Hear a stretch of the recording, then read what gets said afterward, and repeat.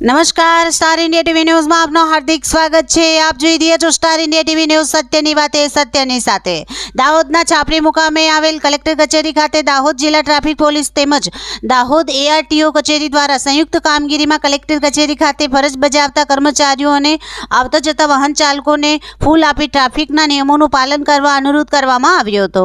દાહોદમાં વધતા જતા માર્ગ અકસ્માતો પર અંકુશ લાવવા તેમજ ખાસ કરીને વાહન ચાલકો ટ્રાફિકના નિયમોનું પાલન કરે તે માટે દાહોદ જિલ્લા ટ્રાફિક પોલીસ તેમજ દાહોદ ARTO કચેરી દ્વારા હંમેશા વાહન ચાલકોને ટ્રાફિકના નિયમોનું પાલન કરવા તેમજ તેઓને સ્થળ પર દંડનીય કાર્યવાહી કરવામાં આવતી હોય છે।